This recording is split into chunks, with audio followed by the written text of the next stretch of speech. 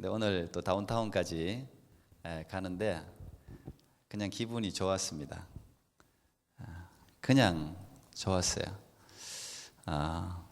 저로서는 주일을 또 온전하게 아침부터 이렇게 이제 또 우리 3부 예배까지 쭉 이렇게 지키게 되는데 사실 굉장히 좀 또 바쁘긴 해요.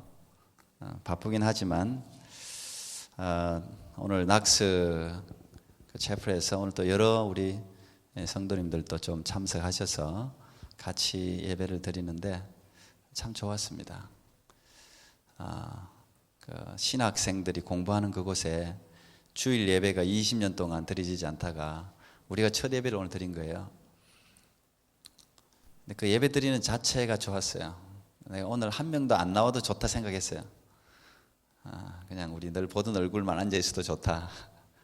그래서 오늘 설교를 10분 준비해 갔습니다. 다들 너무 좋아하더라고요. 오늘 예배를 전체 40분 만에 끝냈습니다. 너무 좋았습니다.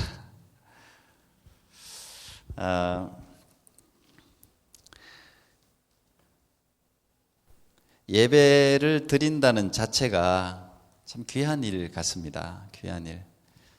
하나님이 살아계시고 예배하는 현장에 하나님이 오시고 예배의 정의 자체가 하나님과의 만남입니다. 총체적인 정의는 사실 예배는 월십은 하나님을 만나는 거예요. 예배를 통해서 하나님이 예배를 통해서 만나겠다고 하시고 하나님께서 이 주일을 정하시고 우리를 예배의 현장으로 주일에 가장 중요한 것은 우리 레위기를 공부하신 분들은 또 공부를 했지만 거룩한 모임을 가지는 거예요. 거룩한 모임을 가지는 게 안식일에 첫 번째 해야 할 일이에요.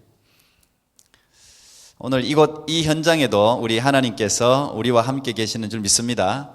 여러분 각자가 이 시간을 그냥 주일날 누구를 위해서 오는 거 아니잖아요. 우리가 출석하려고 직장에 도장 찍으려고 가는 것처럼 오는 거 아니잖아요. 하나님 우리를 사랑하시고 우리를 만지시고 우리를 아끼시고 우리에게 은혜를 주시고 우리를 영원한 천국까지 인도하실 그 놀라우신 하나님과의 만남을 기대하면서 오늘 이 자리에 나왔는데 그런 현장이 되기를 축복합니다. 이 모든 공간 공기까지도 하나님이 다 만지셔서 우리 마음을 만지시고 육체의 질병이 치유되어질 뿐 아니라 우리의 마음, 우리의 영혼도 강건해지기를 먼저 축복합니다. 우리 모든 사람들의 삶이 건강하고 형통하고 복되고 아름답고 소통이 되는 그런 귀한 삶을 살면 더없이 행복할 것 같은데 인종을 초월해서 모든 인간들은 모든 인생들은 다 문제를 지니고 삽니다. 고난 없는 인생이 없고 문제 없는 삶이 없습니다. 피부색과 전혀 관계가 없습니다. 이 땅에 태어난 모든 인생들은 다 그런 것 같아요.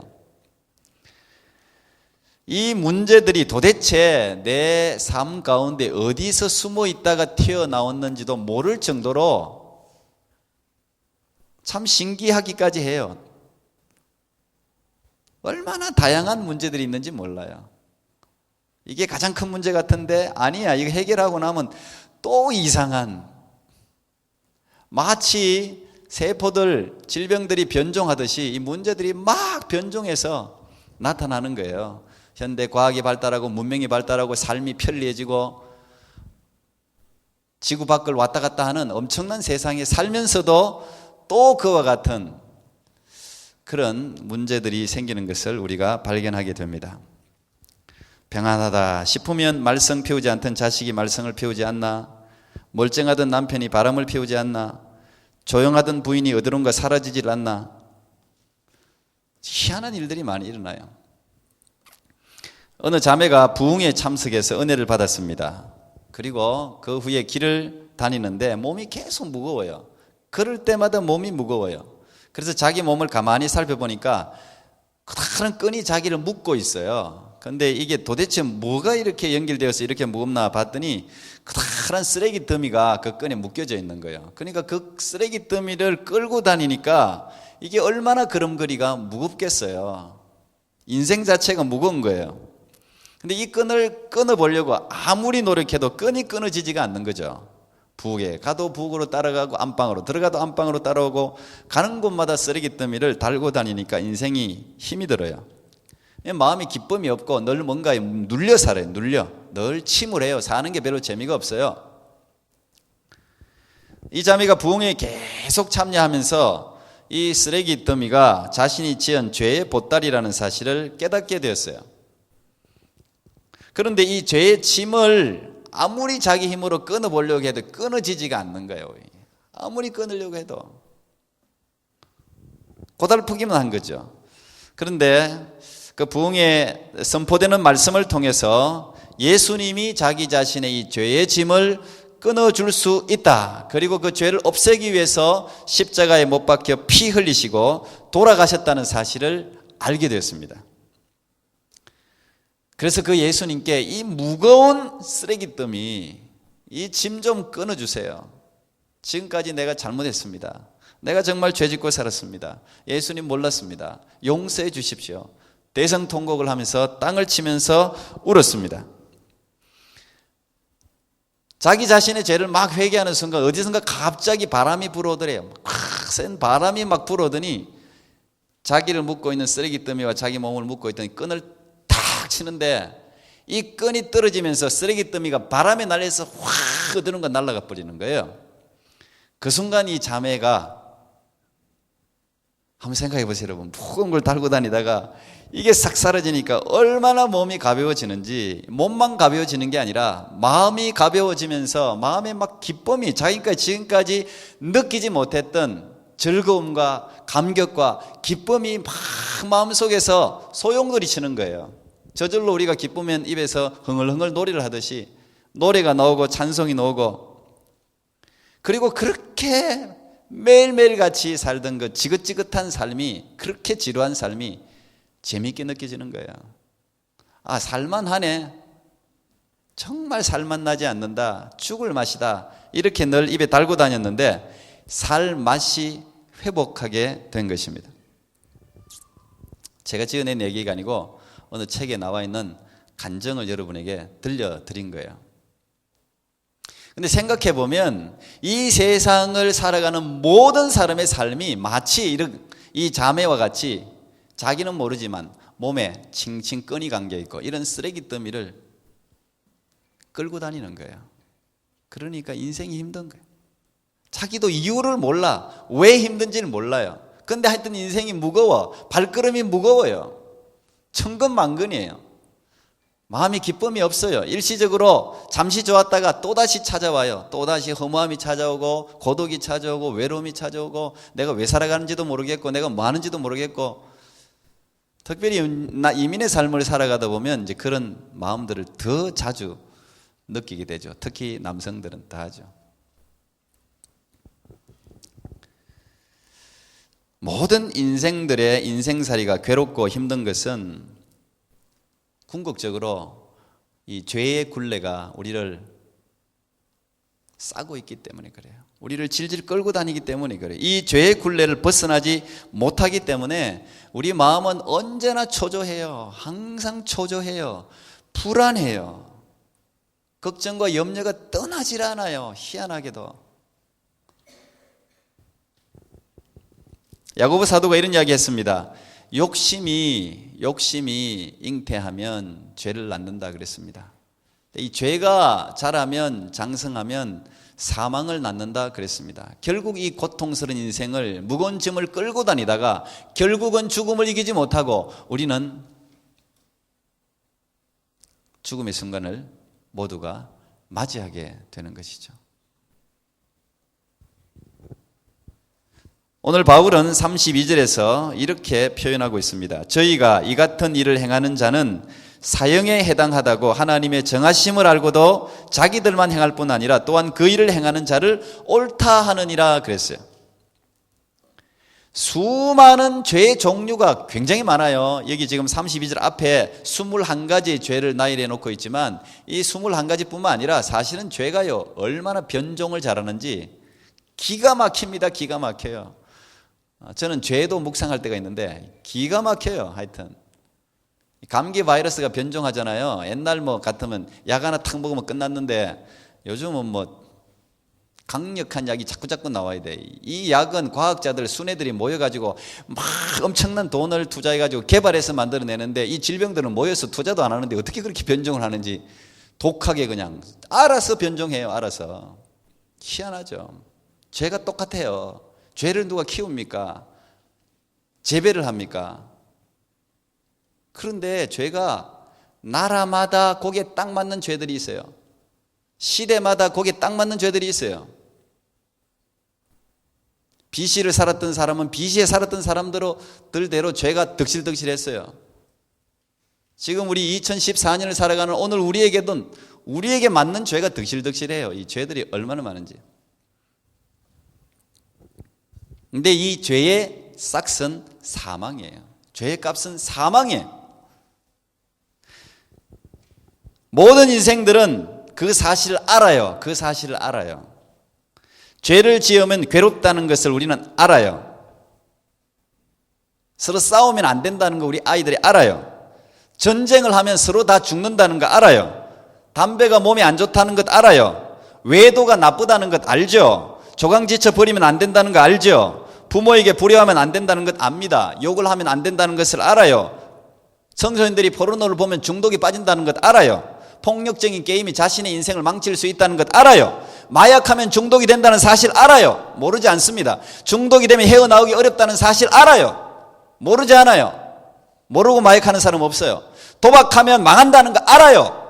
알면서 도박해요. 그럼에도 불구하고 자기 집을 담보까지 잡힙니다. 집만 잡힙니까? 자기 목숨까지 담보로 잡히면서까지 카지노 출입하고 마약하고 온갖 크고 작은 죄를 다 저지릅니다. 인생들이 결코 모르고 짓는 죄는 극히 작은 부분이에요. 전부 알면서 짓는 죄예요. 여러분도 마찬가지. 우리 모두가 전부 알면서 죄를 짓는 거예요. 죄의 삭시 사망이라는 걸 알아요. 알지만 죄를 짓는 거예요. 그만큼 죄의 힘이 무섭습니다. 죄는 강력한 힘을 가지고 있습니다. 이게 죄의 달콤함입니다. 이게 죄의 유혹입니다. 어떤 의지가 있는 인생도 이 죄를 이길 수 있는 힘이 없습니다. 아니, 나는 이길 수 있어. 나는 게임해도 돼. 나는 포르노 봐도 돼. 나는 그런 현장에 가도 안 빠져. 천만의 말씀이에요. 자기를 정말 모르는 거예요. 죄도 한 번 지은 사람이 또 짓게 되어 있습니다. 죄가 이게 중독성이 굉장합니다. 죄의 유혹이 그만큼 달콤합니다. 인간의 힘으로는 물리칠 수 없습니다. 포기하는 게 좋습니다. 끊기 어렵습니다. 지혜로운 인간은 이 같은 죄가 사형에 해당한다는 사실을 누구보다 분명히 알고 있어요. 그런데 아이러니하게도 세상에서 가장 미련하게 행동하는 게 인간이에요. 짐승들은 몰라서 그렇다 쳐요. 짐승들도 반복하진 않거든요. 근데 사람은 현명해요. 지혜로워요. 하나님을 닮았어요. 영특해요. 조물주 중에 하나님 만드신 피조물 중에 최고죠. 그럼에도 가장 미련해요. 희한해요. 가장 미련해요. 가장 악해요. 알면서 같은 죄를 계속해서 반복해서 짓는 것입니다. 이길 힘이 없기 때문에 그렇죠. 오늘 바울은 이 죄에 대한 고발을 우리가 1장 18절부터 지금 큰일 났습니다. 3장 20절까지 제가 계속 이야기해야 돼요. 죄 이야기를 지금. 왜 바울이 이 죄에 대한 고발을 계속해서 하겠습니까? 인간의 연약함에 대한 탄식이라고도 볼 수 있죠. 그러나 이 바울이 이 죄에 대해서 막 고발하는 것은 나는 선해, 나는 그 죄에서 제외되었어, 그런 차원이 아니에요. 바울 자신도 이 죄의 고발 대상에 제외되지 않는다는 사실을 자기가 알고 있기 때문에 더 죄에 대해서 고발을 할 수가 있는 것입니다. 자기가 죄의 골통이라는 사실을 바울은 누구보다 잘 알아요. 자의식이 있어요. 나는 죄인 중에 괴수라 그랬잖아요. 알아요, 자기 자신이. 그래서 바울이 지금 이야기하는 것은 너희들은 죄의 자녀들이다. 너희들은 이런 종류의 수많은 죄를 짓고 있는 인간들이다. 이렇게 고발하면서 그들의 양심을 찔리게 하려고 지금 이 수많은 죄들을 나열하면서 지적하는 게 아니죠. 그게 아니죠. 너희들이나 나나 바울 자신을 포함해서 우리는 같은 처지에 있다는 거예요. 같은 처지에. 이 죄를 이 세상에서 이길 수 있는 방법이 없다는 거예요. 없다는 거죠. 그러므로 우리는 이 죄를 이길 수 있는 방법, 이 살 길을 같이 찾자는 거예요. 그런데 그 길을 내가 찾았다는 거예요. 그 진리를 내가 찾았다는 거예요. 그걸 내가 알려주고 싶다는 거예요. 로마에 있는 수많은 성도들, 아니 오늘 우리에게 같이 죽자가 아니라 같이 살자고 사실은 이 바울은 이렇게 길게 죄에 대해서 이야기하는 거예요. 이 세상 어디에도 이 죄를 해결할 길이 없다는 것이죠. 이것이 인간이 가지고 있는 가장 큰 비극이고 슬픔입니다. 이런 절망적인 자각이 일어날 때 우리는 역설적으로 우리에게 구원의 길이 보이기 시작하는 것이죠. 그래서 바울은 1장 18절부터 3장 20절까지 죄에 대해서 계속 이야기하려고 하는 게 뭐예요? 절망하라는 거예요. 절망. 먼저는 절망하라는 거예요. 죄에 대해서 포기하는, 너희들은 죄를 이길 힘이 없다, 이걸 계속 강조하는 거예요. 계속. 먼저 절망이 일어나야 된다는 거예요. 먼저 내 자신에 대한 절망이 일어나야 된다는 거예요. 세상에 대한 절망이 일어나야 된다는 것이죠. 포기가 일어나야 된다는 거예요. 그래야 그때부터 진짜 영원한 생명에 대한 구원의 길이 열린다는 거예요. 그래서 마지막 결론은 의인은 없나니 하나도 없다고 단정 지어버리잖아요. 모든 사람이 죄를 범하였음에 한 사람도 자기 자신을 포함해서 예외가 없다는 사실을 딱 도장을 찍어버리는 거예요. 절망해라는 거예요. 절망해라. 우리가 절망해야 돼요. 이 절망해야 돼요. 여러분, 절망하면, 이 절망은 무서운 병이라 그랬잖아요. 키에르케고르가 절망이 무서운 병이라 그랬잖아요. 사람은 절망하면 죽습니다. 진짜 문제가 많아 죽는 게 아니라 마음이 절망하면 죽는 거예요. 근데 우리는 죄에 대해서 절망해야 돼요. 절망. 이길 힘이 없다는 거예요. 나도 죄인이라는 거예요. 나도 죄 가운데 있다는 거예요. 나도 이 사망, 나도 지옥으로 떨어질 인간이라는 거죠. 이런 절망이 올 때, 그렇지, 네 힘으로 안 되지, 세상 방법으로 안 되지, 돈으로 안 되지, 은으로 안 되지, 금으로 안 되지, 힘으로 안 되지, 미모로 안 되지, 안 된다는 걸 알고 주님 앞에 나갈 때, 그게 되었으면 예수님께서 십자가에 못 박혀 죽으셨겠습니까? 죽음 외에는 길이 없는 거예요. 죄를 이길 수 있는 길이. 그래서 오늘 이 바울은 이렇게나 길게 이 죄에 대해서 이렇게나 분명하게, 이렇게나 강하게 계속적으로 이야기를 하고 있는 것입니다. 근데 여기에 대해서 반박하는 사람들이 있어요. 무슨 소리냐 말이. 왜 절망이냐? 우리 힘으로 인간이 그렇게 나약한 게 아니다. 우리는 이길 수 있다. 우리도 선을 행할 수 있다. 우리 스스로의 의지로 구원받을 수 있다. 이렇게 외치는 무리가 있다는 거예요. 그 무리들을 가상하면서 오늘 이야기를 하고 있는 거예요. 누가 자기에게 그렇게 반박해서가 아니라 그런 무리가 분명히 있다고 생각하고 가상적인 인물을 설정하고 오늘 대화를 하고 있는 겁니다. 지금 이 로마서는 대피라는 거잖아요. 드디어가. 대표적인 두 부류, 반박하는 두 부류. 첫 번째 부류가 율법주의적 유대인들입니다. 유대인들은 이방인들의 우상 숭배를 싫어했습니다. 당연히 자기들은 우상 숭배를 하지 않는 거룩한 백성, 하나님께 택함 받은 선민이라고 생각했기 때문에 하나님의 진노와 자기들은 관계가 없다고 생각했어요. 이방인들은 하나님을 모르니까 온갖 우상 숭배하고 온갖 죄를 짓고 사도 바울이 이야기한 모든 죄악들은 다 이방인들에 해당하는 것이지 자기 유대인들과는 상관이 없다는 생각을 가진 거예요. 그래서 스스로 가지고 있는 율법적인 잣대를 가지고 이방인들에게 딱 대면서 너는 죄인이고 너는 지옥 가지만 나는 천국 간다고 생각하는 거예요. 그러면서 사도 바울을 향해서 이렇게 따지듯이 묻는 거죠. 어떻게 하나님을 모르고 살아가는 이방인들과 하나님의 택함 받은 백성인 우리들을 똑같이 취급할 수 있느냐? 여기에 대해서 바울이 지금 대답하는 겁니다. 아니, 너희들도 똑같은 죄인이다. 남을 판단하는 너의 판단의 기준이 똑같이 너 자신도 판단할 것이다. 그러면서 로마서 2장 12절에 보면 율법 없는 이방인들은 율법이 없어 망하지만 율법을 가지고도 다 지키지 못한 너희들은 그 율법에 의해서 심판을 받을 것이다, 이걸 이야기해 주는 거예요.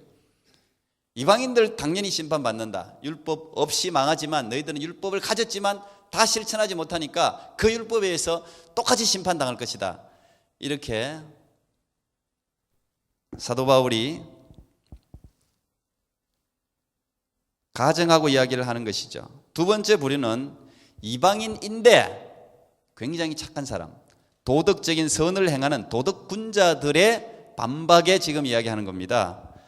F.F. 브루스라는 목사님이 계신데 그분 주석을 통해서 이 도덕군자 중에 한 인물을 네로 황제의 가정교사고 스토아 학파의 도덕주의자였던 세네카를 들었습니다. 이 세네카라는 사람, 여기 우리도 세네카 칼리지가 있는데 이 세네카라는 사람은 그 후대 사람들에게도 굉장히 유명한 사람이었습니다. 도덕군자였습니다. 세네카가 만약에 이 사도 바울의 이런 죄악의 고발을 들었다면 이렇게 대답할 것이라고 생각하는 것이죠. 세네카가 이야기합니다. 바울에게 당신의 말을 들으니까 바울 당신의 인간에 대한 평가에 나는 동의한다. 그렇지만 그건 대다수의 사람들을 이야기하는 것이지 모두 그런 건 아니다. 모든 인간이 다 거기에 해당되는 거 아니다. 나같이 인간의 그 부패상을 개탄하면서 스스로 그 부패를 뛰어넘으려고 노력하고 도덕적인 선을 추구하는 소수의 사람도 있다. 이 이야기를 바울에게 하는 거예요. 이 세네카는 선한 생활에 대해서 탁월한 글들을 굉장히 많이 적었다고 합니다. 그는 일반 도덕을 높이고 만인평등을 일찍부터 부르짖었고 매일같이 자기 자신을 반성했다 그래요. 반성은 군자죠. 남들에게도 나같이 너 스스로를 맨날 반성하면서 살아라, 이렇게 설득력 있게 교훈한 사람이에요. 군자예요. 여기에 대해서 바울이 지금 대답을 하고 있는 거예요.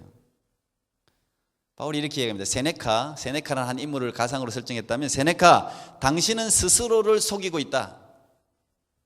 당신은 네로가 그의 어머니 아그리파나를 살해할 때 못 본 채 했다. 네로 일이 마치 옳은 일처럼 당신은 묵인하지 않았느냐? 그것은 같은 네로와 같은 불법을 저지른 것이다. 네로가 막 자기 어머니도 죽이고 그랬잖아요. 미쳐가지고. 이 세네카가 선생인데 다 묵인해 줬거든요. 그러면서 2장 3절, 이런 일을 행하는 자를 판단하고도 같은 일을 행하는 사람아, 네가 하나님의 판단을 피할 줄로 생각하느냐 반문하는 거예요. 그러면서 바울은 오늘 4절에 보니까 하나님의 인자하심과 용납하심과 길이 참으심의 풍성함, 제가 참 좋아하는 말이고 여러분들도 아마 좋아할 겁니다. 하나님의 인자하심과 용납하심과 길이 참으심의 풍성함을 이야기하는 거예요. 유대인들이나 아니면 세상의 도덕적인 일반적인 군자들이 이야기하는 지금 우리에게 심판이 떨어지지 않는 것이 우리가 마치 선한 일을 했기 때문에, 우리가 하나님을 잘 믿었기 때문에 심판이 떨어지지 않는다고 생각하는 사람들에게 지금 심판이 바로 너희들이 잘못했음에도 불구하고 바로 즉각적으로 심판이 떨어지지 않는 것은 너희들이 선하고 착해서가 아니라 하나님이 자비하기 때문에, 하나님이 너희에 대해서 오래 참고 있는 것이지 그게 네가 착해서가 아니라는 사실을 지금 이야기하고 있는 거예요. 우리 모두도 마찬가지예요. 어떤 사람은 뭔가 막 벌을 받고 뭐가 사고가 나고 뭐 그러면 저 사람 나쁜 짓 하더니 저래 됐지, 우리가 이렇게 생각한단 말이에요. 판단한단 말이죠. 내게는 아무 일도 안 일어났어요. 근데 사실은 나도 저 사람은 겉으로 나쁜 짓을 많이 했지만 나는 속에서 더러운 게 엄청나게 많아요. 하나님은 겉만 봅니까? 속도 보죠. 근데 내게는 아무 일도 안 일어나. 그러면 나는 하나님은 내게 대해서 내가 그래도 하나님을 위해서 살려고 하는 이 노력에 대해서 인정하시는구나, 그게 아니라는 거예요.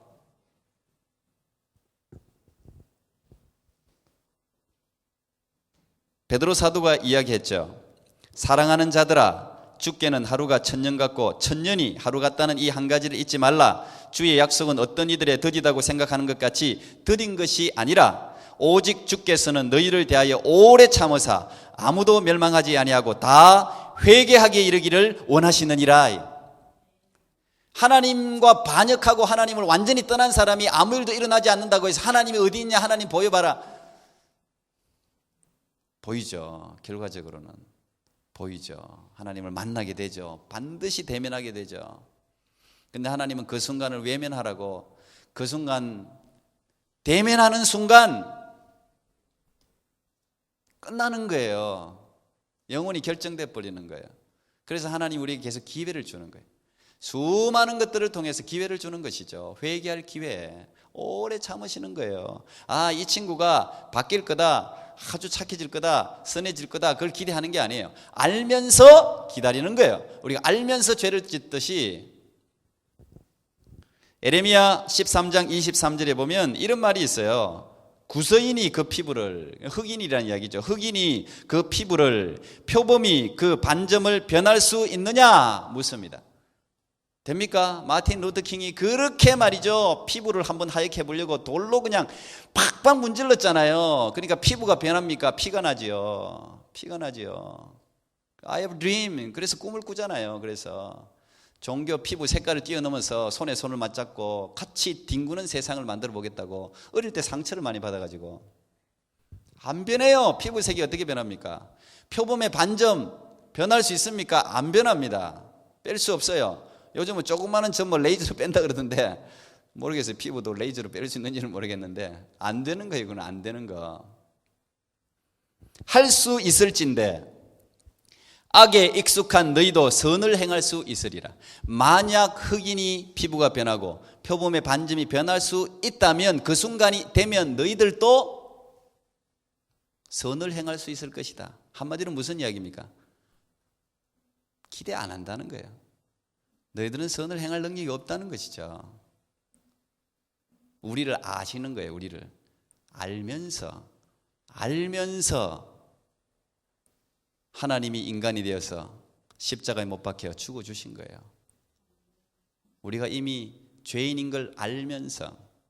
그래서 위대한 사랑인 거예요. 그래서 위대한.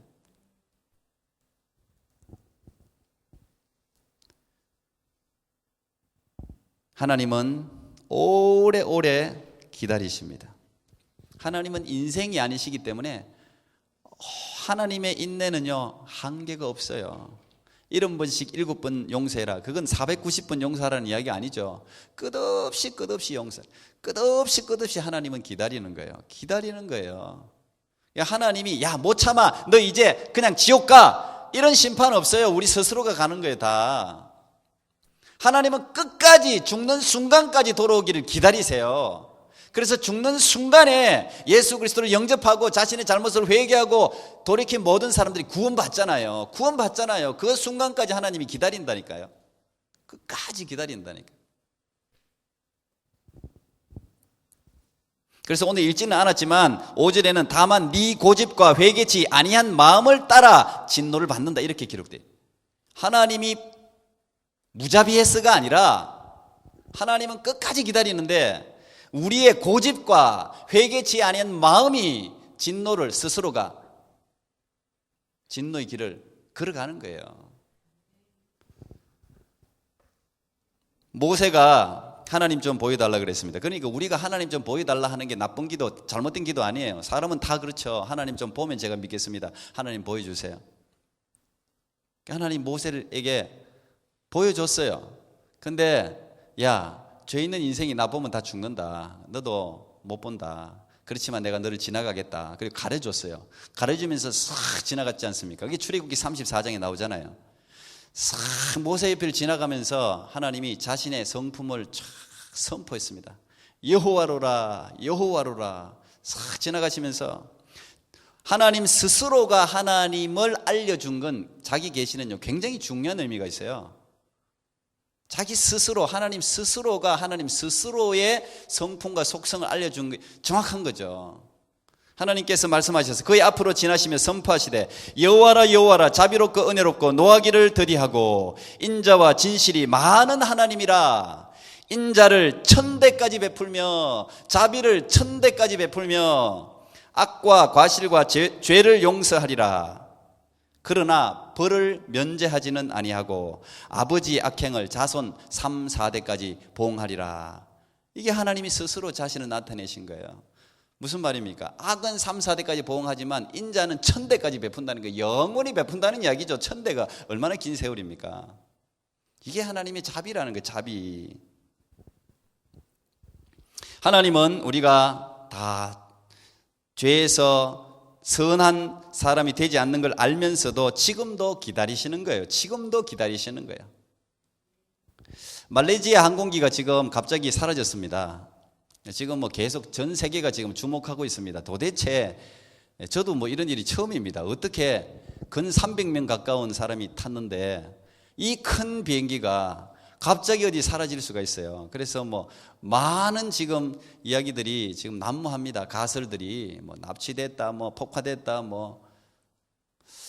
저도 이해가 안 가는 거예요. 개미 한 마리까지 찾아낸다는 이 인공위성이 말이죠. 이걸 못 찾는다는 게 참 이해가 안 가요. 그래서 다시 한번 생각했습니다. 인간의 한계구나. 이게 아무리 까불어 봐도 과학이니 뭐니 해봐도 이게 한계구나. 비행기 안에서 지폐 추적 장치 꺼뿌리니까 그거 추적 안 된다는 게 말이 됩니까? 근데 이 없어진 300명, 그리고 시체라도 있으면 장례라도 치르고 그래도 가족들이 위로라도 받을 텐데 이 가족들이 얼마나 애가 타겠어요. 도대체 살았는지 죽었는지도 모르고. 그래서 무능한 국가에 대해서 막 분노하잖아요. 지금 도대체가 뭐하냐 말이에요. 미국이 날라본들 중국이 날라본들 지금 온 세계가 지금 다 초과학 지금 다 동원해가지고 지금 찾겠죠. 그런데요, 하나님은 우리가 어디에 숨었든지 찾아와요. 하나님은 우리가 저 바다 끝에 거할지라도 찾아온다 그랬어요. 죄악에 뒹구는데도 찾아와요. 왜 찾아옵니까? 살리려고 찾아오죠. 구원하려고 찾아오죠. 부모가 자식 잃었는데 가만히 밤잠을 자겠어요? 설치지. 근데 그 하나님이 독생자 예수 그리스도를 이 땅 가운데 오셔서 여러분 한 사람 한 사람 살리려고 독생자 예수님 하나님 자신이 죄가 되어서 죄를 덤탱이로 쓰고 죽었잖아요. 죄의 값은 사망이니까 스스로가 정해놓은 율법에 스스로 만족시켰잖아요. 왜요? 우리를 살리려고. 그래서 오늘도 아무리 현대 문명과 과학과 마치 종교는 전혀 어디 미개의 세계에 있는 종교인들은 미개인 취급하는 이 시대에도 하나님은 오늘도 곳곳에 하나님의 백성들을 찾잖아요. 반드시 찾죠. 하나님은 인공위성은 못 찾아도 하나님의 눈을 피할 수가 없죠. 반드시 찾죠. 찾아오세요. 누구든지 예수 그리스도를 영접하기만 하면, 받아들이기만 하면 하나님의 자녀가 되고 영생을 얻을 수가 있는 것입니다. 오늘 바울이 이야기하려고 하는 건 이거죠. 너가 죄인이라는, 너는 망한다, 너는 지옥 간다고 하고 싶은 이야기가 아니라 죄 문제를 해결할 길은 예수 그리스도밖에 없다. 예수 그리스도를 믿으면 너의 모든 죄가 사함받고 영생을 얻는다, 이 이야기를 하고 싶은 거죠. 그래서 앞으로도 계속 죄의 목록을 나열하고 있는 것입니다. 여러분, 우리 모두는 죄인입니다. 누구도 예외 없이 50보 100보 도덕적인 선은 차이가 조금 날 뿐이에요. 하나님 앞에는 다 더러운 죄인이에요. 다 더러운 죄인. 누구도 천국에 갈 수 없어요. 오직 예수 그리스도를 통하지 않고서는 갈 수 없다는 것입니다. 오늘도 우리가 믿음으로 예수 그리스도를 영접하고 받아들일 때 우리에게 영원한 구원과 천국을 선물하신 그 하나님의 놀라운 은혜가 오늘도 여러분 심령 가운데 넘쳐서 고달픈 인생이 아니라 하나님이 주신 구원의 감격과 기쁨으로 뛰어 넘치는 그런 귀한 사슴같이 올라가는 그런 복된 삶의 주인공들이 될 수 있기를 축복합니다. 기도하겠습니다. 감사합니다, 주님. 오늘도 주의 백성들을 이곳에 불러주시고 예배하는 현장에 여기에 계신 주님 찬양합니다. 우리가 이렇게 앉아있는 모습을 들여다보시면서 참 죄 많고 더럽고 내 속에 있는 것을 내어놓기 부끄러움에도 불구하고 하나님은 내 친구다, 내 자녀다, 내 백성이다, 말하기를 결코 부끄러워하지 않으시고 오늘도 우리를 찾으시는 주님을 찬양합니다. 오래 기다려 주셔서 감사합니다. 주님, 그 주님의 용납하심과 자비와 길이 기다리심을 하나님 늘 기억하게 하셔서 주님 앞에 돌아와 하나님을 나의 구주로 모시는 우리 모두가 될 수 있도록 하나님 은총을 베풀어 주옵소서. 예수님 이름으로 기도합나이다. 아멘.